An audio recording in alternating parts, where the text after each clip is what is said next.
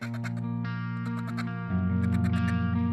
ride with me in my foul life. Podcast world, what's up? Chad back at you, another episode of The Foul Life. Thank you all so much for joining us today. I'm excited, about today's episode. Today's episode of The Foul Life podcast, again, is brought to you by our friends at Gerber Blades. Check out Gerber and remember to stay sharp. America, always be safe with your knife, but never leave home without it. Like I've said before, our UTVs, ATVs, our boats, our trucks, everywhere we go, our blind bags, our toolboxes, our front jean pocket has a Gerber knife in it. You never know when you're going to need the dependability and reliability of a Gerber blade.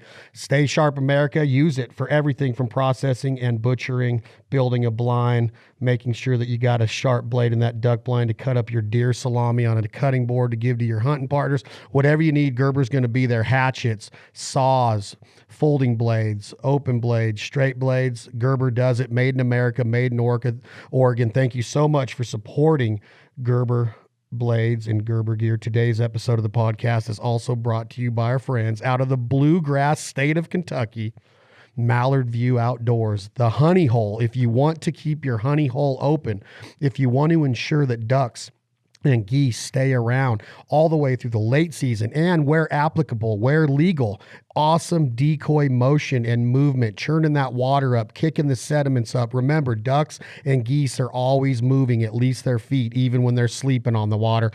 Check out Mallard View Outdoors and the ice eaters that they make. We're going to talk about those more today because not only is today's episode of the Foul Life podcast brought to you by Mallard View Outdoors, I have the founder and co-owner. I say co-owner because I know his wife, Melissa's probably not too far from hearing range.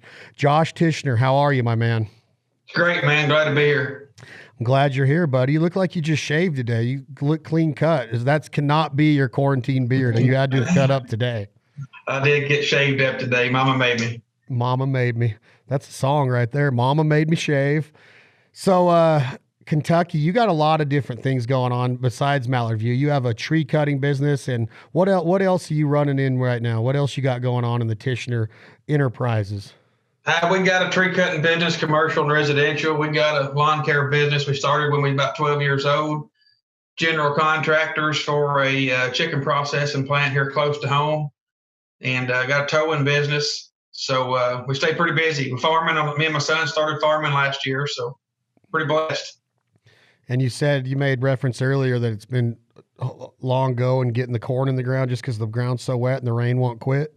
It's just been very cold and wet, and today it's rained a half an inch, and seems to be the new norm down here. It dries up for 2 or 3 days, and about the time the planters and tractors get in the field, it rains again, and we got a small window to get a big crop in the ground. Y'all don't get very cold temperatures in Kentucky, do you? As far as like a lot of snowfall and a lot of freezing temperatures throughout the year, does it stay pretty mild down there, or do you fight cold temperatures quite a bit in Kentucky? Well, that's what drove this ideal of Mallard View about 13 years ago was, it's kind of a trendy, I guess you would say. We'll go 3 or 4 years and it'll be extremely cold. We'll get a lot of snowfall. Then we may go 4 or 5 years and be mild. Unfortunately, we've been mild for the last 2 or 3 years. And, that's, we've had to rely more on these deals for ice eaters for decoy movement than we have ice prevention. So as far as the ice prevention part of it goes, Josh, take me back to that day you said, man, there's got to be a way that we can keep this water from freezing, keep it moving, keep it aerating, keep it circulating. What's going through your head? Are you on a duck hunt? A lot of ideas are out of necessity. They come out of, man, I wish we had this. And then you go in your shop, I've told the story on this podcast before with the owners of Bodyguard Bumpers. Their dad hit a cow with a truck on accident and it dented up the front of their truck. He goes and shows his son. His son's like, well, I want to fix that. And then, the business and the brand was spawned out of that. Take me back to the roots of it. It's ironically enough, if I could turn my computer around, I can't get it to show that far, but my duck hole is right off my right shoulder and looking out over the deck toward the river and the slough. But, we grew up duck hunting from many, many years ago, and I got a lot of buddies, and, they played around. We'd all played around with different things. But my 4-acre duck hole down here by the river, every time we would get a lot of mallards, late season, it'd be froze up, 2 or 3 inches of ice. We don't occur what you guys did, do with 12, 14, 16 inches of ice. We generally get 2 inches is a pretty good freeze anymore. But nevertheless, we'd be froze up. So, when we would have ducks, we tried backing outboards with, our boats down in the water and churning them with the props. And of course, that was not a long-term viable option. We tried busting it up with our side-by-sides, and all we did was tear up boots and front axles. That wasn't a viable option as well, long-term either, of course. So we knew there had to be an option. So we got to thinking and we got to looking, and we got to making contact with a company called the Powerhouse up in Maryland, and they've been building ice eaters since 1978. Great bunch of people. They had a proven design, rock solid design, dependability. So we chose at that point not to try to reinvent the wheel, so to say. We come up with a shallow water stand of our, we come up with this shallow water stand. We paired it with their proven motor design, and hence Mallard View Outdoors started roughly 2008, like you say, out of necessity. And it's pretty amazing. When we first started, Chad, I'd get one or two frames welded up here at home, and Missy would get the kids in bed because they was youngsters then, and so she'd get them in bed. And then I would come to the house, go to bed because I had to work the next day, and she would go down there in the barn and she would paint them. So we'd have 2 or 3 to sell the next day. So that's kind of how it all started, man. So how's the conversation go, Josh, with Powerhouse? Do they look at you like, you want to do what for a what? Like you want us to get in the duck hunting business, or did they have a hard time believing it at first, or had they heard it? I mean, obviously they didn't, because y'all were the first ones to come to market as far as duck hunting goes with the ice eater. Mallard View, we are proud to be the originators of this deal. The actual motor design, like I said, has been around for a long, long time, and that was proven. But Mallard View was the first ones to bring the concept of pairing the shallow water stand with the proven motor to the waterfowl market and market it in that aspect. So I still remember the conversation with Mike Meyer of Powerhouse right out here on my front deck overlooking my duck hole. And I called him, he called me back, and we talked for 3 or 4 hours. And, they was a smaller type company with a niche company with an awesome product. And I told him that, man, there was a need out there, and together we could fulfill that need. And he liked our ideal, and we did our homework on them as a company and decided that's who we wanted to pair with as far as the proven motor design. And man, it's just been good. It's been a good ride, and it's just been fun. So as far as like coming out of a necessity, and the brand is born, it's spawned right there, Mallard View Outdoors. Why is the name Mallard View? Is this something to do with where you live and your 4-acre duck hole and looking over that part of the river? And are you looking at it like this is the view of the Tichenor family? It's just the Mallard View? Or were you in the mindset like, man, this is going to have the opportunity to provide a view of mallards for a lot of duck hunters across the country when late season comes? You can say it both ways, man. There's truth in both parts of that statement. Absolutely. If you look at my address is Mallard View Drive. So we are perched up on a hill. We're overlooking our duck hole. We got a 7-acre slough that borders us on one side, and we got the Green River on the other side. We can see both of them from up on the hill. And so it was a 2-part deal. We did move here first before we started the company. So Mallard View Drive, that part of it was there. Of course, the name came out of we could look out off our deck and see mallards and listen to them, and it was just an awesome piece. And we've always had the desire and the passion for waterfowl hunting, so it just all kind of played itself in together, meshed together.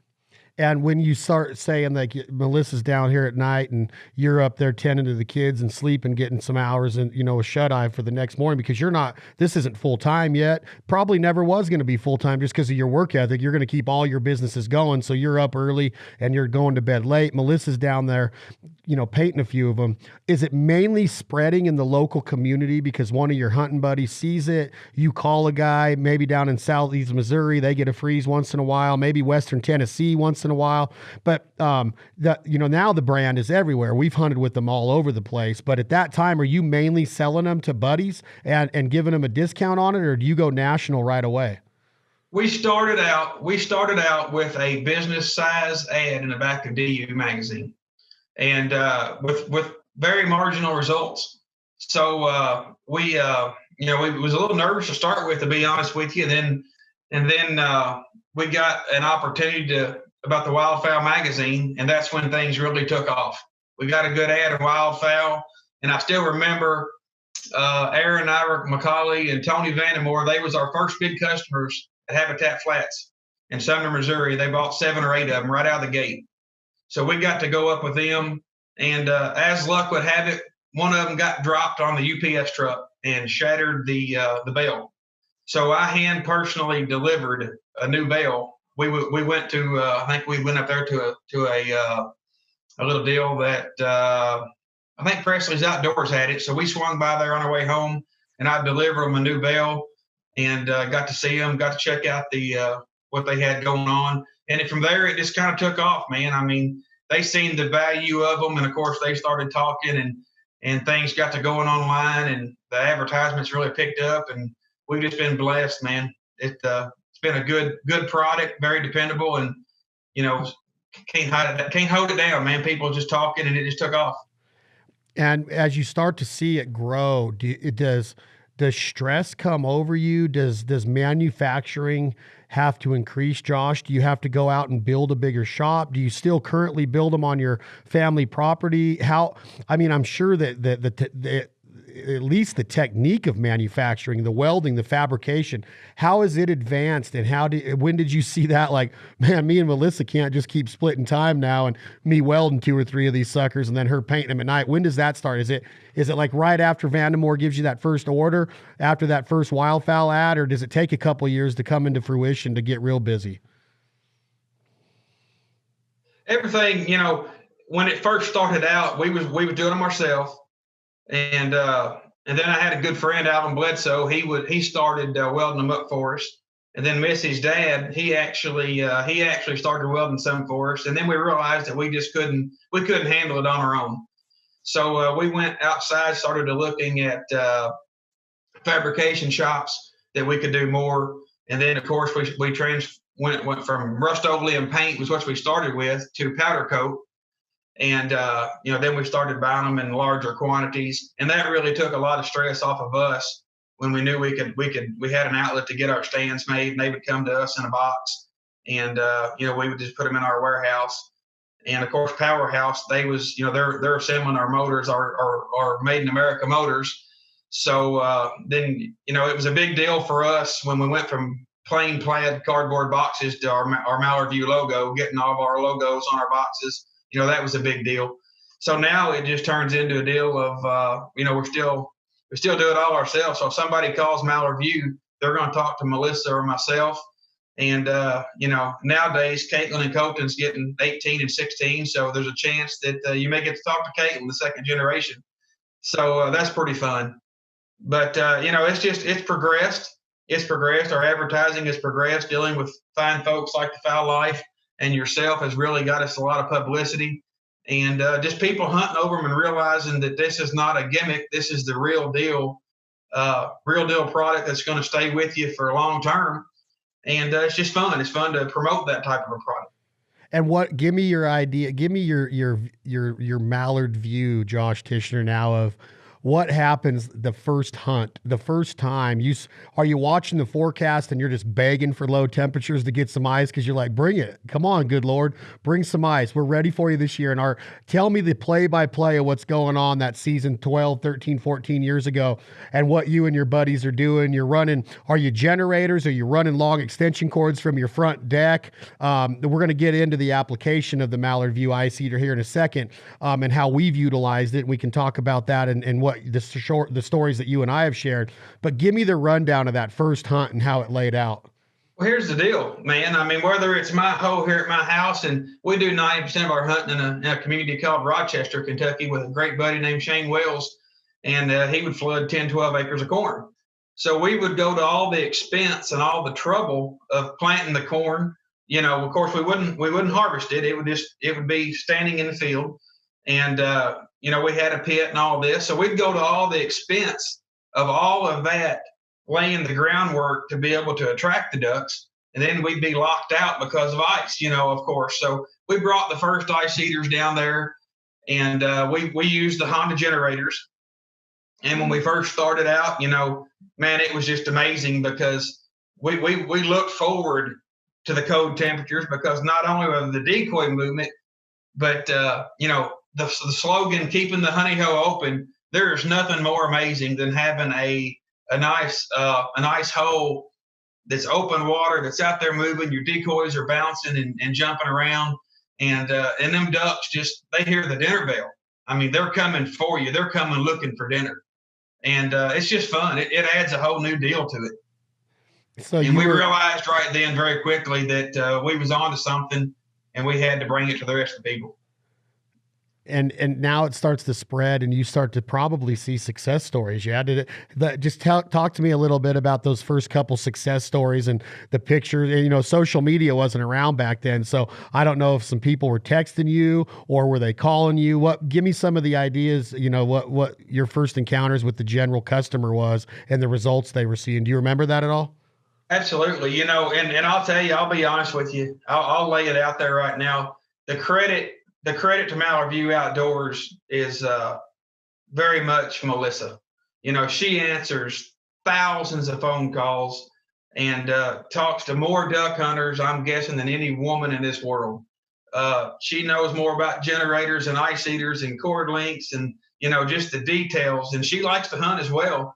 And but when that phone started ringing, our phones would just absolutely light up about the time hunters would start coming in from the field, across the country. The phones would just start blowing up. So she was trying to make dinner and talk to duck hunters and ice eaters she'd have the phone in one hand talking about ducks and ice eaters and trying to make dinner all at the same time. And so we realized that, man, it was working. And, as one person in a community had a couple of them, well, the word would get out, and then we would hear that, hey, our neighbors got one. We figured out what was going on. We want one.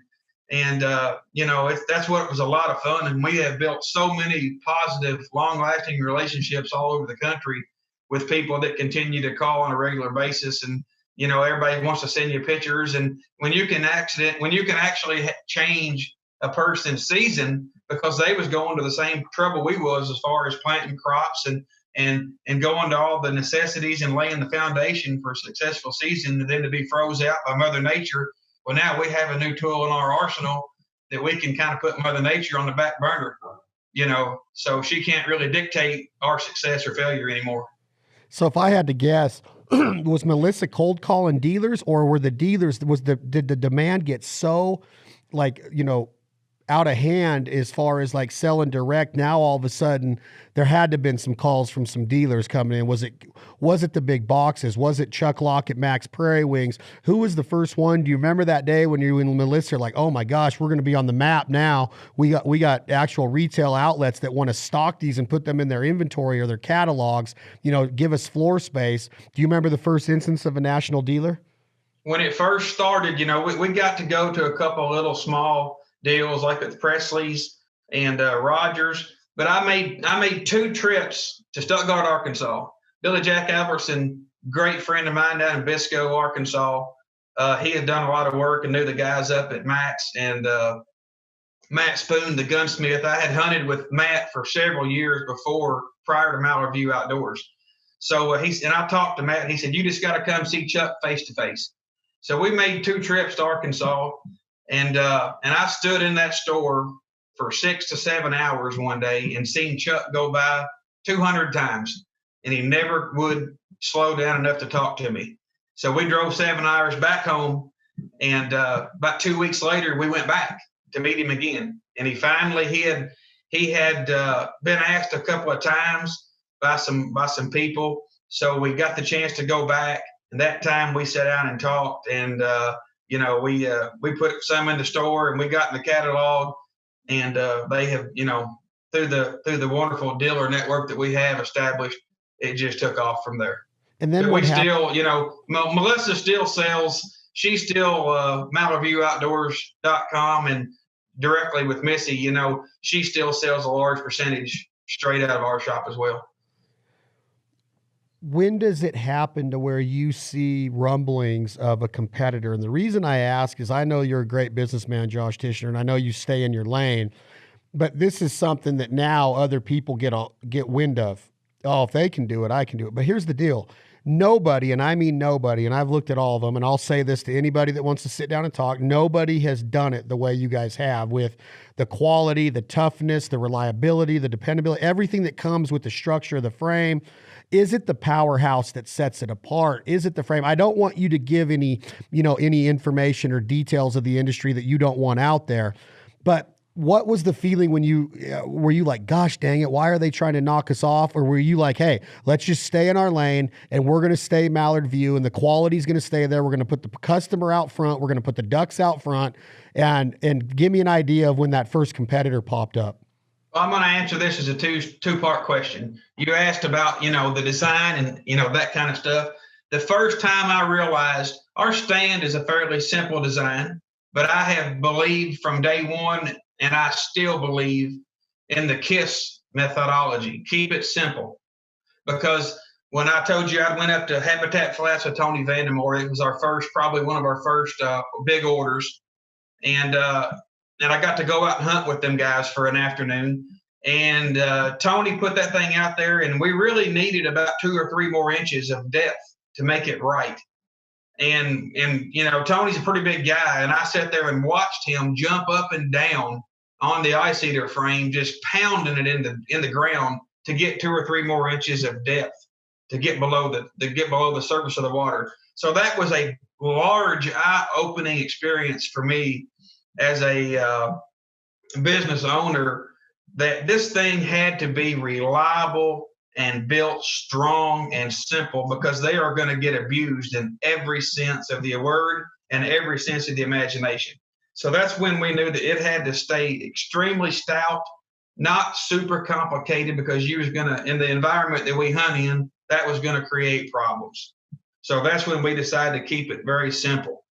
So, and the second part of your question, as far as competition, ironically, our first competition, we didn't really have any competition for about 6 or 7 years.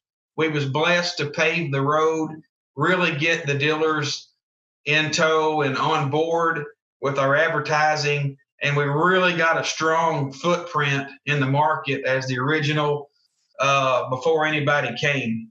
But ironically, the competition came from about 5 miles down the road. We had a guy that was paying attention, and he thought he could play with us, so he tried his own design, and so we knew it was time to get serious at that point. Is he still in business? No, sir. Was he a friend before he said, I'm going to try what the Tichenors are doing? No. He was a stranger. No, he was just a fellow duck hunter, and that's what that was all about.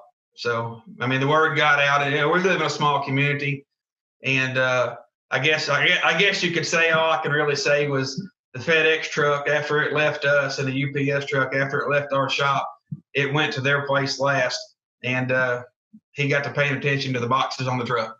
What's the best way to say it? What's the furthest one away you've heard of, Josh? Have you gotten stories of where's the furthest one? Is it northern Canada, or do you have something in your head that's even further away from where you live? Because I can imagine like taking that out of that piece of property and going, man, me and Melissa are fabricating these. We're painting them. We've already got the fan and all of our unit put together, and you see it start to spread into Arkansas and SEMO and Tennessee, and now, I mean, God, I can name you a ton of places I've seen them. What's the furthest one you remember seeing away? I guess northern Canada's probably. I mean, we got just scuds and guds of them in the Dakotas and all up north, and but we got several of them in Canada. So that's a lot of fun knowing that we've stretched out that far, and now the market that we're chasing is the South. More for the decoy movement, because it's proven what they do in ice. And so now we're chasing that decoy movement more. But it is a lot of fun, and a person's got to take a little personal satisfaction, and it's kind of taking a moment and sitting back and just looking at what you can do. And because let me tell you something, man, the American dream is still alive and well, and that's a lot of fun. I love hearing it. Talk to me about this, Josh Tichenor, about the actual unit now. before we get into maintenance and maintaining the unit and what a guy or girl hunter can do to make sure that his or her ice eater lasts for years, which they do, we'll get into the warranty a little bit. You mentioned Vandemore. He's a big dude, ex-athlete. He probably weighs probably 220 pounds, maybe even bigger. He's jumping up on it. This spawns the idea of actually, you know, making it to where you touched on it with the frame. You can even have uneven legs. You can undo the bolt and drop a leg. You can raise a leg. You can have it slanted. Talk to me about the aesthetics of the ice eater in a couple different ways. Taking it out of the box and putting it together. Now you get to your hole. You push it down into the hole. If it needs to be lower, you can obviously adjust the leg height and the way that the legs are formed. If there's a high spot in the ground, like I said, you can alter the legs. But talk to me about now you can actually manipulate the fan placement. You can undo some bolts and put your head up, your fan to face up. You can face it down. How do you use an ice eater? It's almost like, well, how do you use a Mojo? Well, you just turn it on. No, that's not the case. Talk to me about how do you benefit the most out of an ice eater? And I'm just talking about for keeping a hole open, which is also going to allow moving water and obviously circulating water, which is kind of the analogy. Moving water is not going to freeze like still water freezes. That's what the ice eater does. How do you use it to maximize the capabilities of the unit? Here's the deal. And this is, the trial and error is still a powerful tool.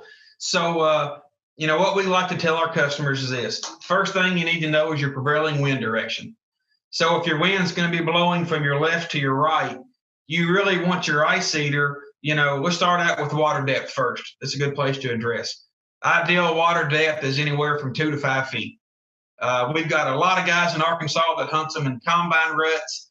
And all you have to do, if you're a little shallower, is take a shovel in 5 minutes and dig you a little hole out, just so you can get the bell of the ice eater is roughly 15 inches.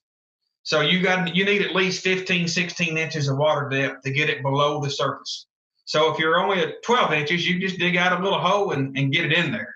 Okay, you are a little less limited with the water that shallow, but excuse me. But get it under the water. We like them under the water about 4 to 6 inches, maybe 10 inches is fine. So check your prevailing wind. If the wind's blowing from your left to your right, you want to put the ice eater on your left side. Open up your hole a little bit on the left side into the wind, and then let that wind carry that warmer water that you've created in that. Because what we're doing is we're moving the warmer water from down deep. We're moving that to the surface. So we're altering the temperature of the surface a little bit and we're also moving that water. So the warmer water plus it moving obviously is what keeps it open. So what you want to do is play the wind just like we do with our decoy setup. We want to create our actual hole on the upwind side and let that wind blow that warmer water and that moving water in front of us. And therefore we get a larger hole. And, then we can manipulate where the birds want to be as well. But don't never set your ice eater up where it's facing into the wind because the current is fighting the wind. So let the wind be your friend and let it move that water past you and create a larger hole. Okay, so let's say that you get there and the temperature fools you. The forecast changes, you got ice already.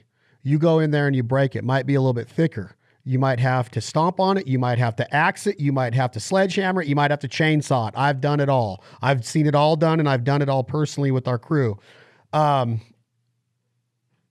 you go around the hole and break up a bunch of the parts of that ice, or do you set the ice eater in there? And I want you to talk about it, Tichenor, in the head of a duck hunter. You get there in the morning. You don't necessarily need to be there first light because the mindset needs to be this. If it's that cold, the ducks aren't probably going to be as active. They're probably going to sit on the big water for a little bit longer. They're going to do that to keep their body heat on that big water to keep it open because they know when they leave there, if it's too early, that's going to freeze solid and they're out. Their food sources are still open, so they're staying in the area.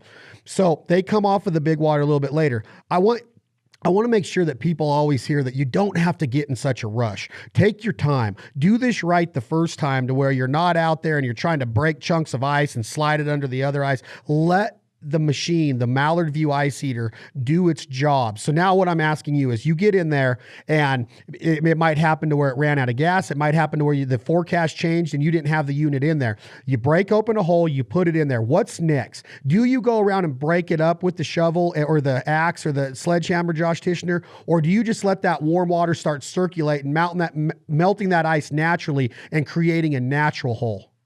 There's two ways to look at that, Chad. You can absolutely, ideal situation, of course, is to let it run all night. And, then it maintains the hole. It's open when you get there. But like you said, it's not always perfect. We get dealt surprises. The generator can run out of gas. Heck, we've had muskrats chew cords in half. Weird things happen. So we have to adapt. So, what I like to do is crank that baby up and pump and you can change the angle of the ice heater to where it's pumping more water up on top of the ice. The more of the water you get up on top, then you let the sun start working on that. That's been that's what I've seen, how to get the largest natural hole the quickest is to start pumping more water up on top. And you'll be surprised that when you pump 2 inches of water up on top of that ice and that sun starts hitting it, heck, man, it looks natural, just like it's open water, and you can fool them that way as well and buy yourself a little time.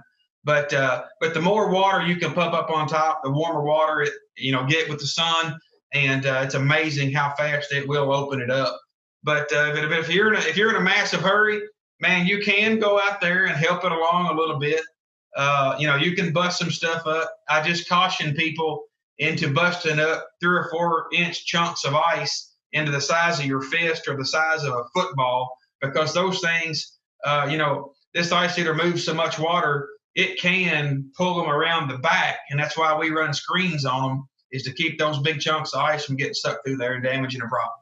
So when you talk about the hole, Josh Tichenor, I want to talk about, everything goes right and you have ice coming, you have lower temperatures coming, but you're prepared and you have your ice heater, meaning singular, one ice heater, okay? Because we're going to get into multiple units in a minute, which is an unbelievable way to duck hunt. It's like, I get giddy thinking about freaking Mallard View ice heaters, because it is that time of year to where you're like, yes, forget about all the decoy motion in September, October. I'm talking about when this ice comes, this is the giddiest a duck hunter will ever feel in his or her entire hunting career, is when they see what magic starts to happen once things go your way with the temperature, the forecast, the ducks are hungry, they're migrating, you got new ducks in the area, and voila, your hole is pristine. And when I say pristine, these Mallard View duck hunts look like a freaking masterpiece oil painting when the sun's right, the bluebird skies, the water. I mean, it's unreal to see the ice around it. But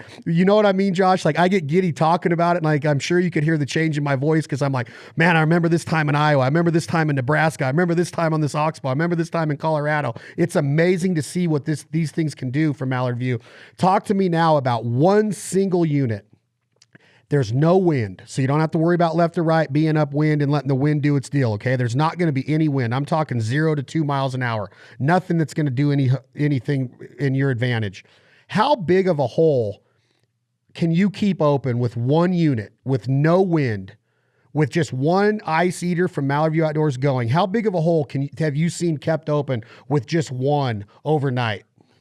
There is, we answer this question a lot. This may be, you may have just touched on the number one question that Missy and myself answer.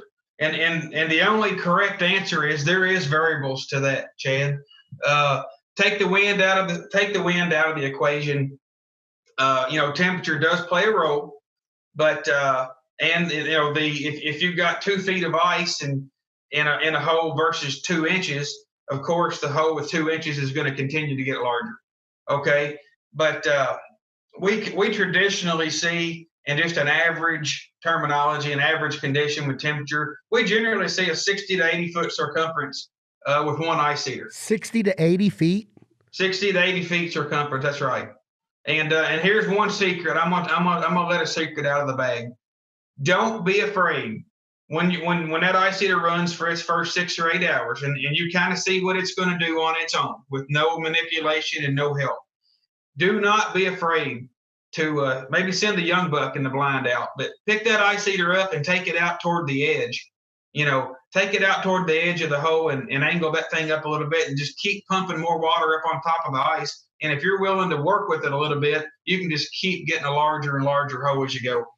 Josh, don't be afraid to move it around. When you talk about moving it around, safety first, do you advise your ice eater user of Mallard View Outdoors to hit the generator to off or unplug the unit before any kid or any of the hunters, the strong guy in the bunch? Sometimes you'll have two guys with waders that are pretty maneuverable with waders, right? You don't want somebody going out there that's going to get a boot way down in the mud and trying to move the ice eater. It might take 2 or 3 days. The ducks are done flying. You get the most athletic dude out there, most athletic girl out there.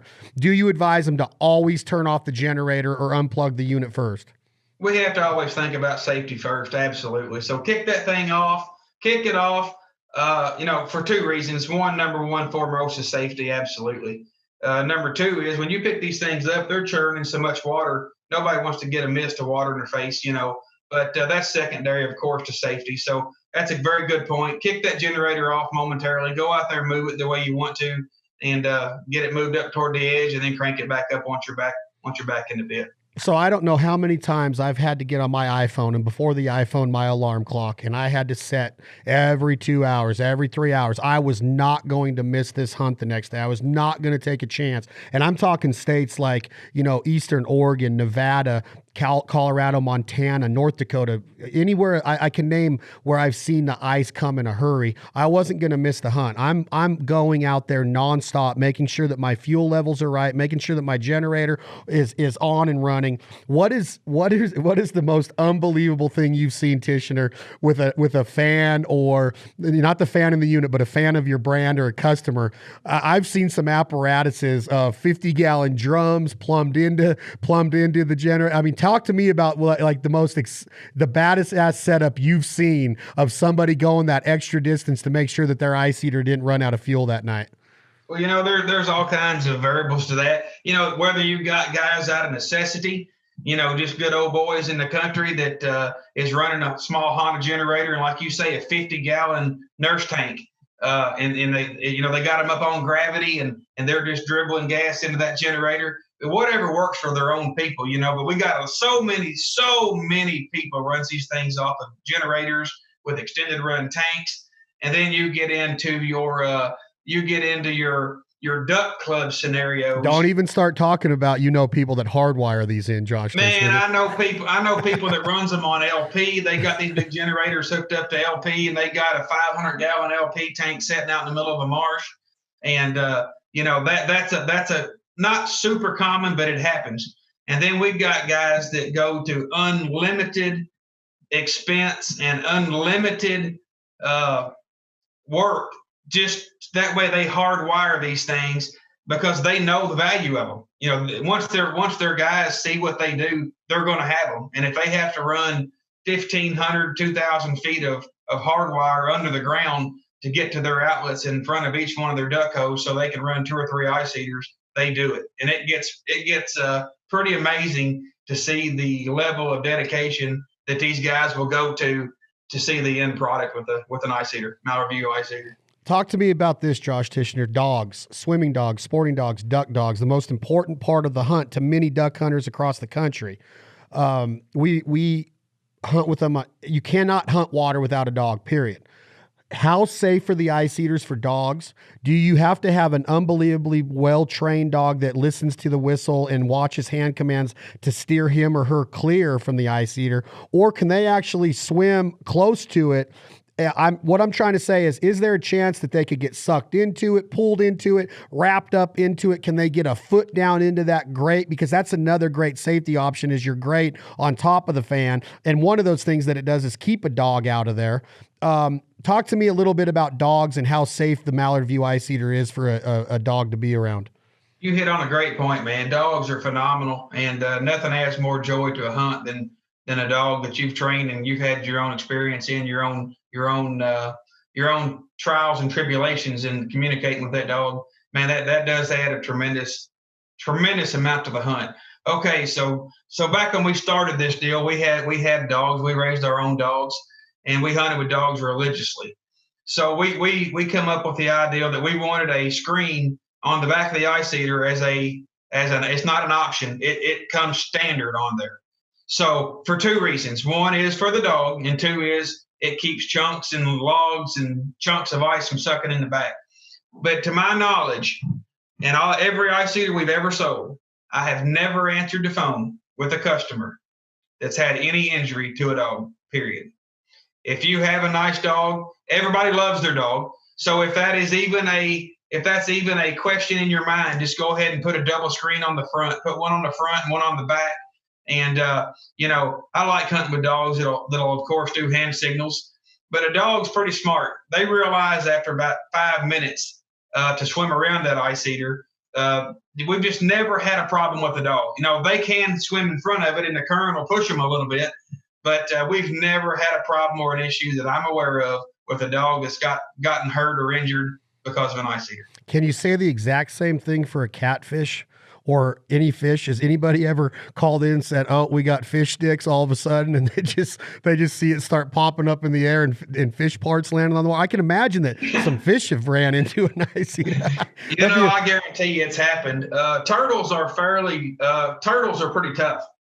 Turtles are aggravating, but I guess the number one problem with ice eaters is muskrats. Muskrats cause more trouble because they like the cords. They like to eat the cords. That creates your most problem. Okay, so let's get into the best part about Mallard View Outdoors, the mallards. Now, I've can say Canada geese, a lot of Canada geese, and I mean a lot. Gravel pits in Colorado off of the Platte River, Josh Tichenor, where they'll go out and they'll eat in that corn all morning, and they'll come back to these big decoy spreads where we got a ton of full bodies on the ice. And obviously, we have 3 to 4, sometimes 5, 6 ice eaters running, depending on the size of the water and what we're trying to do. But then you got your floating rig in there. And I've seen groups of 5, 6, 7, 1,000 lesser Canada geese at a time pile into a Mallard View hole. I've sent you lots of pictures. We've aired them on the Foul Life. The best part about Mallard View Outdoors is seeing the anticipation on a duck's or a goose's face when they see that hole, because they're not ready for it. They're not prepared for it. They've seen a lot of Canada geese standing on the ice, but when you mix in the flash of moving water, bubbling water, floating decoys, butts, bouncing in the little current where they see that, it is so much more realistic. Now, I'm not saying that you cannot have a very creative and very successful and very intense hunt over just full bodies on the ice. And I'm talking about an instance of where I've seen it even on rivers where there's so much ice that people can't go out that far and they don't want their floating rig out there. So they just rely on full bodies, mallard full bodies and Canada goose full bodies on the shoreline, on the ice out there a little bit, depending on how thick it is and if they can walk on it.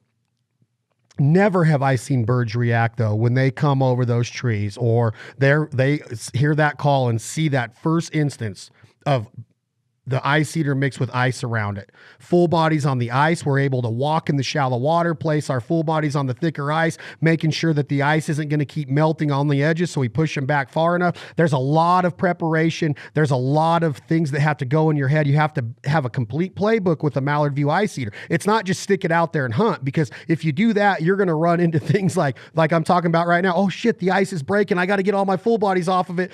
You got to anticipate all that. But never have I seen the reaction by wild ducks, and mainly mallards and wild Canada geese, than when they see an ice with a hole in the middle of it created by your product with floating rig mixed with a full body rig. That is the best part about your brand. And I get giddy about it because I've seen it hundreds and hundreds of times of just, nope, feet down, committed. What in the heck is going on? We just got a new push of buddies that are down here keeping this hole open. The calling sounds realistic, and obviously your hide's good. And sometimes I don't even know if you need a really good hide with the Mallard View because they're coming. Do you know what I mean? Does that ring a bell to you over the last 13 years, Josh?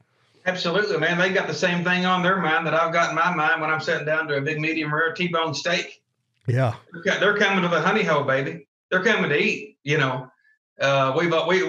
altered that situation just a little bit, and like you said, it's fun. It makes you giddy, and I think they're probably a little giddy too, because because it's just they're coming in there and it looks awesome, and it's just fun. That's part of being a waterfowl hunter is that anticipation and that excitement that I can hear in your voice, and it's just fun, and it's fun for us to know that we have that we've authored a lot of guys and gals hunting situations and strategies across the country that they're allowed to have more fun as well, just like we do.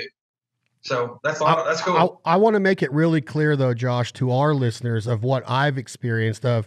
I understand flooded corn, and I get it, and I know that it's very prominent in duck hunting areas, right? You can keep flooded corn open for a buffet for eating.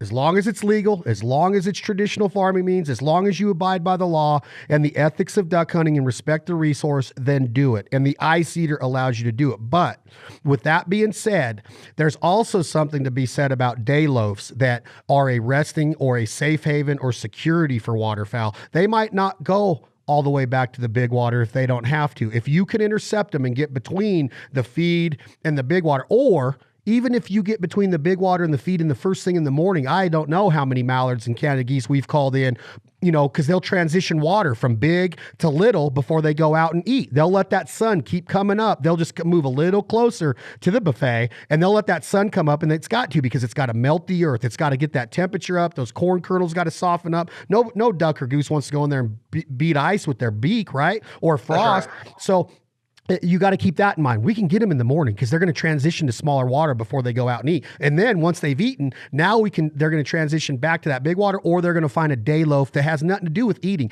They might pop their head under the water if they got guts and they really want to get cold to find an invertebrate or a little piece of seaweed floating around, whatever, right?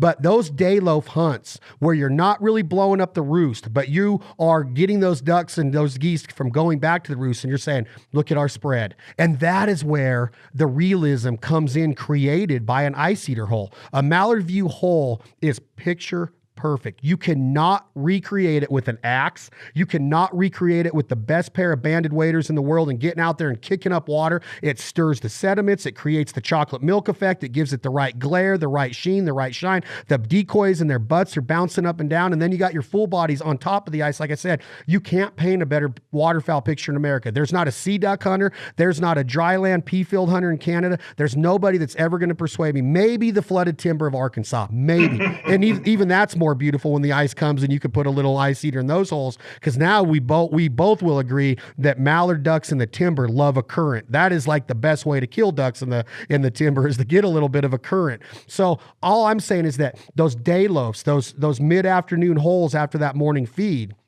they are the best. So you just there's so many different variations that you can create with the temperature, the ice, the forecast, and then your decoy motion, as long as it's legal. Are there states, Josh Tichenor, that you've heard of that once the sun comes up and legal shooting hours are in and you're hunting over that hole, are there states that require you to pull that cord or turn that generator off and not be able to hunt over a running Mallard View ice eater?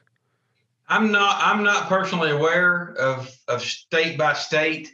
What I would say is check your local listings and check your local guides, because I'd hate to step out on a limb and say something that wasn't true. So I'm not aware of any, but I'm going to tell you to check your own law books and your own guidebooks and make sure that everything's on the up and up. And what about what we touched on before, Josh Tichenor, on the maintenance? Do you WD-40? Do you put some good gun oil anywhere in this? Can you keep the fan in better condition? Are there, obviously you're checking your cords all the time and making muskrats aren't messing with those.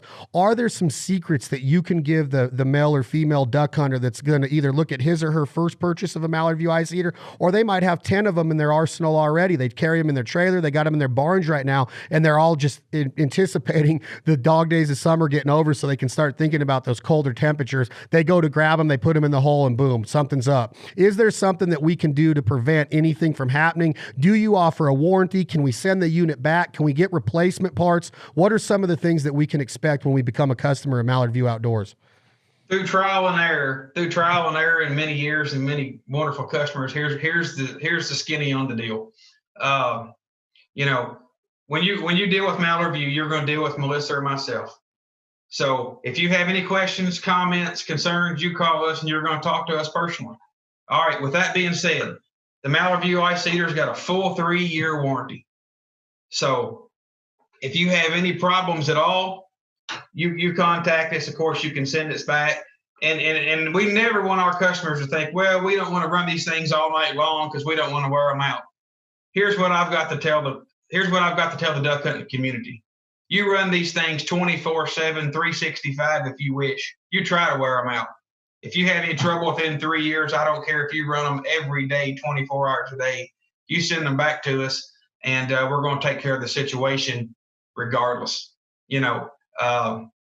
One thing that's very, very important with ice eaters is if you're going to be running them, and some easy things to here's the deal.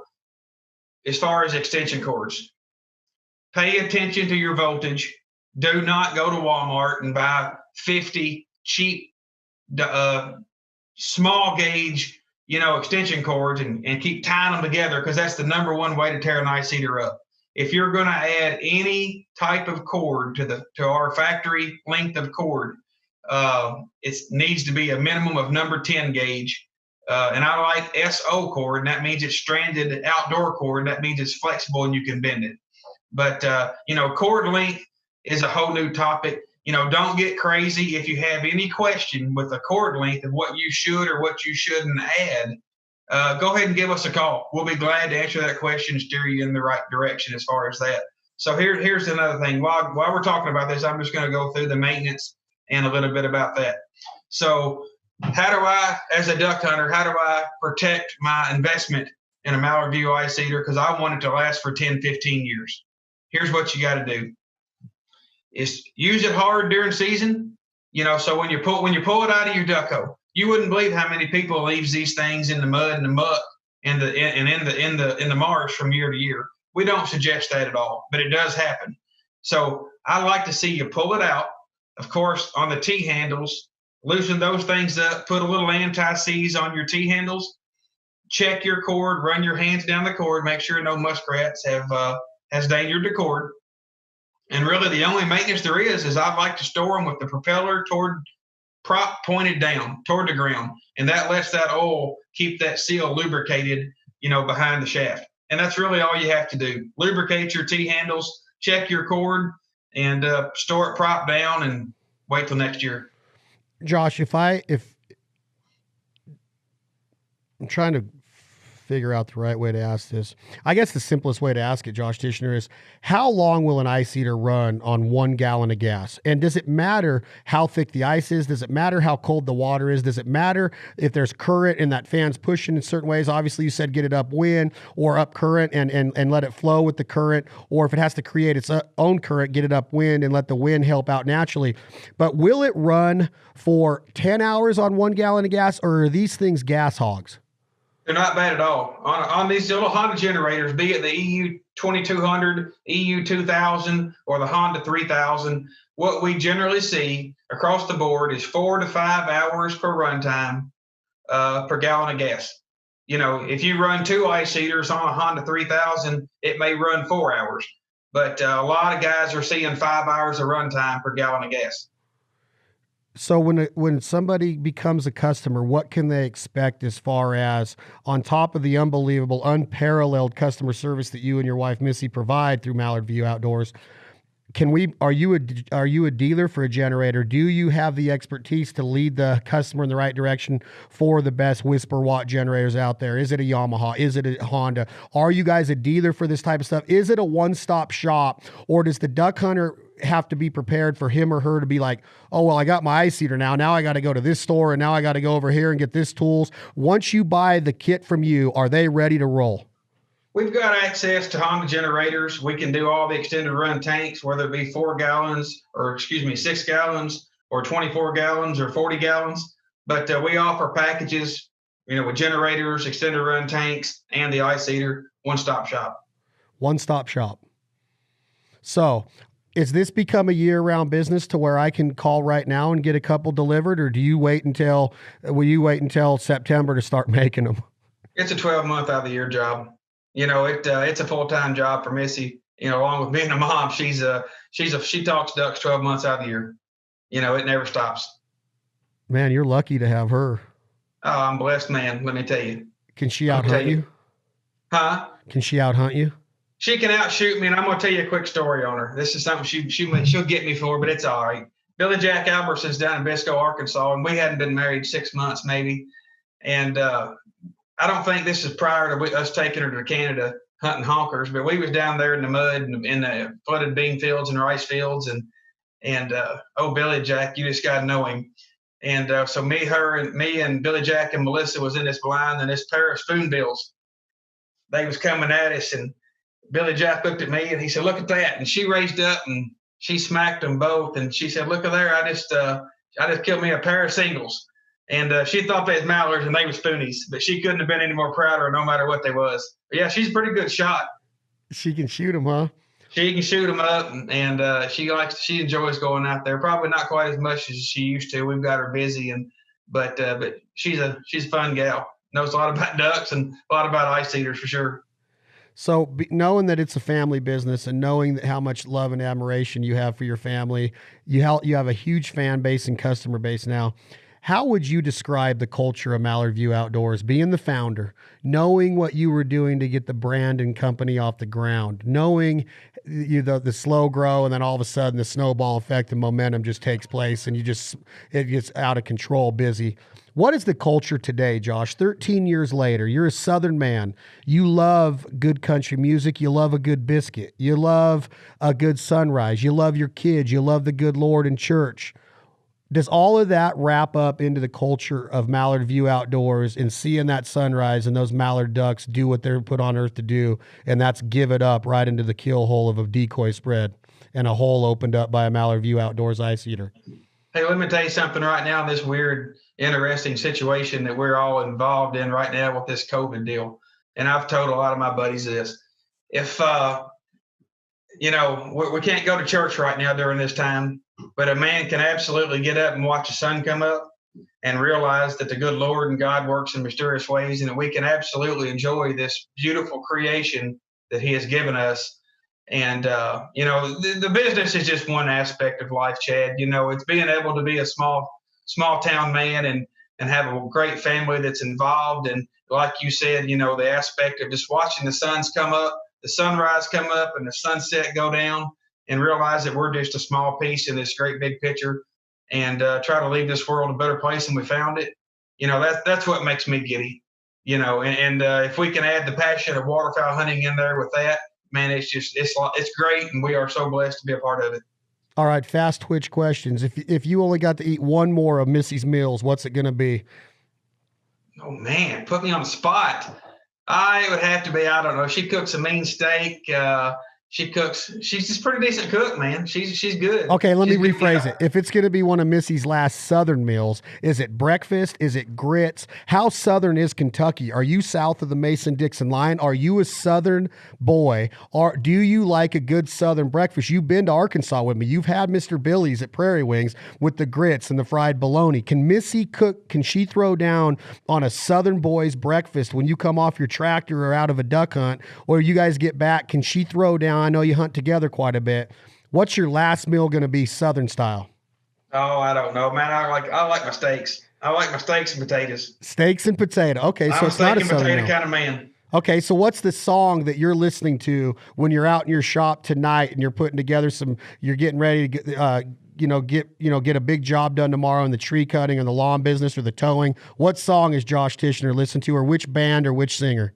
Man, I've always had 4 or 5 good old reliables that don't ever let me down. I guess that's got to be old Hank and a Country Boy, and Copperhead Road. That's hard to beat. It's hard to beat old Steve Earle, Copperhead Road. Dale went down Georgia, and I'm not a bit ashamed to throw in a little Jerry Clyer and listen to a lot of Jerry Clyer. We got a dog named Marcel Ledbetter, if that tells you anything. I love it. Are you a fan of bro country, Josh Tichenor, or do you and Melissa, a.k.a. Missy, would you rather listen to some Merle and Hank, or do you like it when it comes on with a little Florida Georgia line, or do you look at each other and go, this ain't country music? How do you react to that stuff? I've always been a little more traditional. I'm not going to lie to you, but I got 2 kids. Caitlin's 18, Colton's 16. They're into the little newer generation stuff, and I'm starting to appreciate that a little more. So, but I've always probably been a little more old school. I like it.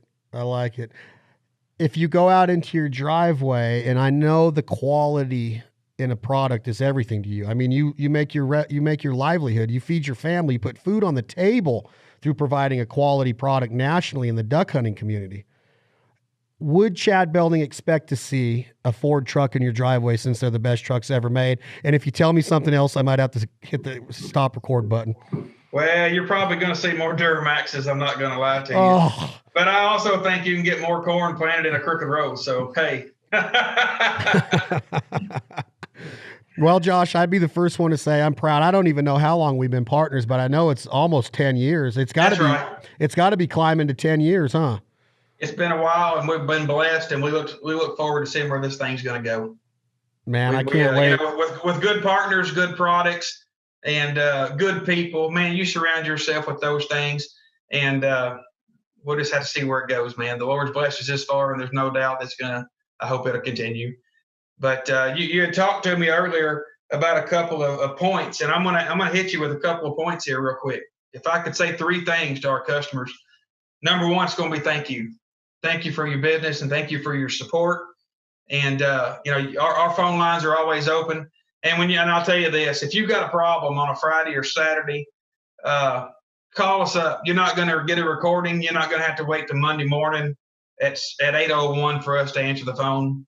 We're going to answer the phone. The customers, the duck hunters, the passion of the duck hunters is what's made Mallard View Outdoors successful. And we are dedicated to keeping that philosophy exactly the way it is. So, you know, thank you, number one. Number two, some quick advice is this. You was talking about Ford trucks, and I guess that's okay. I won't knock you down for that.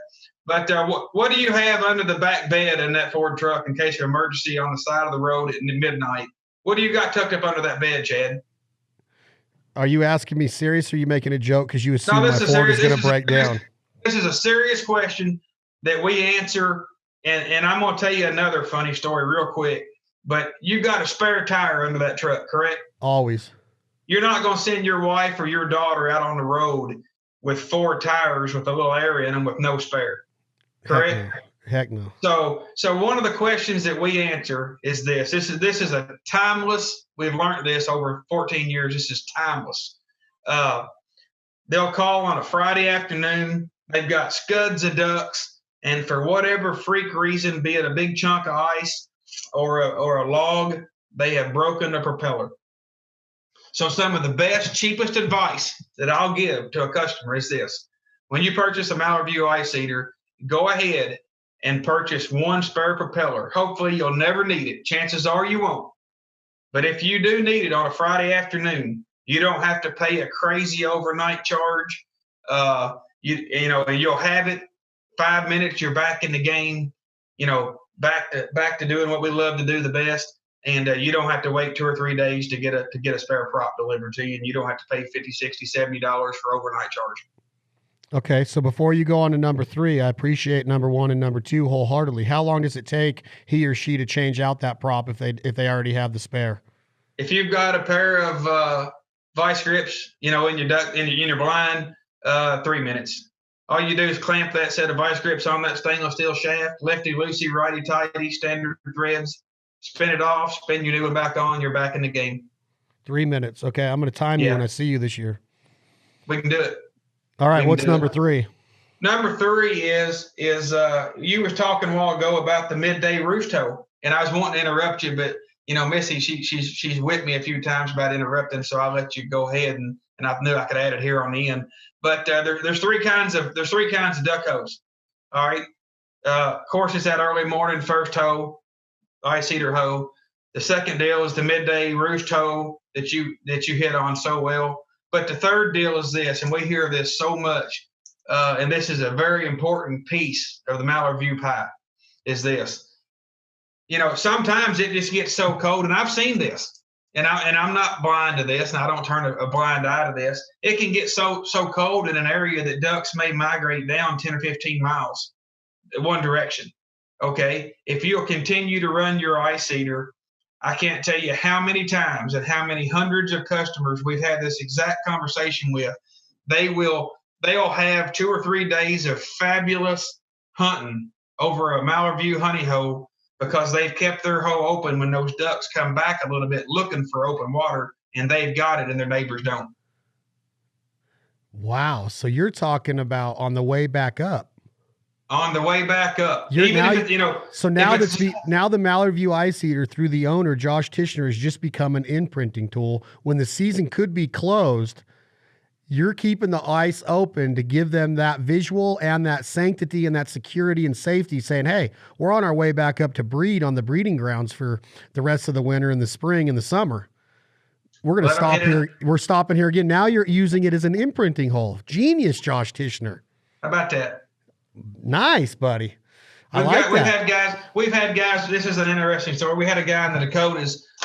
He called and he ordered 3 ice eaters, and he was on a Friday and he overnighted 3 ice eaters for guaranteed Saturday delivery. Paid almost $2,000 for guaranteed Saturday delivery, so he could take a chainsaw and put 3 ice eaters in 24 inches of ice, so he could have open water for his geese to drink in, because they had to have water to drink. They had all the food in the world, but they had nothing to drink.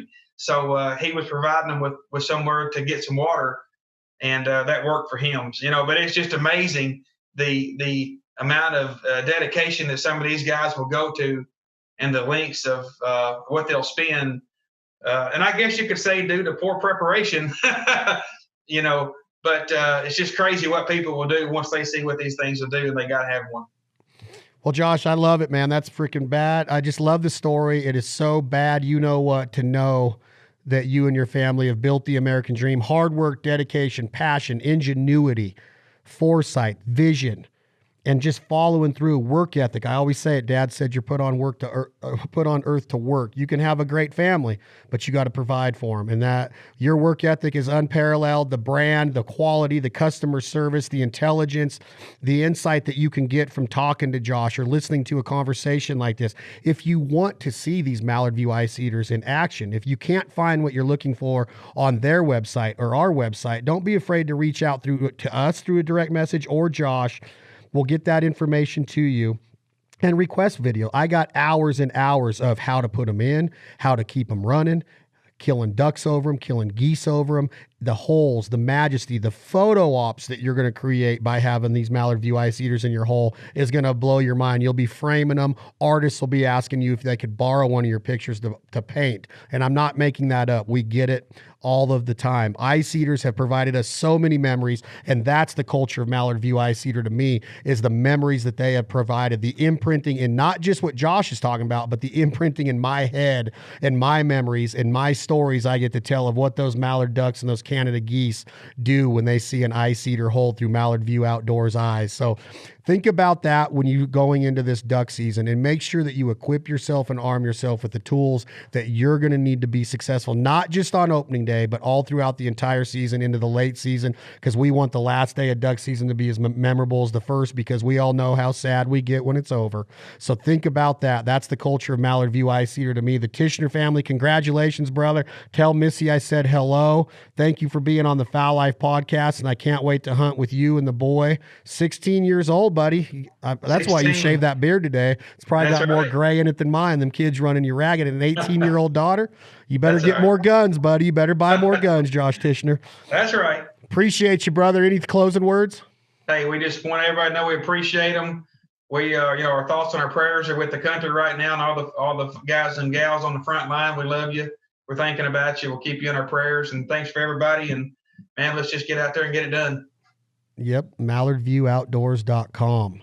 You are going to be able to find them on the FowlLife.com and the Fowl Life TV shows airing right now on the Outdoor Channel. Today's episode of the podcast, again, was brought to you by our friends at Gerber Gear and our friends in Kentucky, the Bluegrass State, the Tichenor family, Mallard View Outdoors. Check them out for all of your ice eater needs, and enjoy the best season coming up, 2020, 2021, when you make Mallard View Outdoors a part of it. This has been another episode of the Fowl Life Podcast. I'm Chad Belling for Josh Tichenor, for Melissa Tichenor, the entire Tichenor clan and crew at Mallard View Outdoors. Tom, hit that button. This is 2 a.m. Logic, My Fowl Life. Thank you all so much for listening.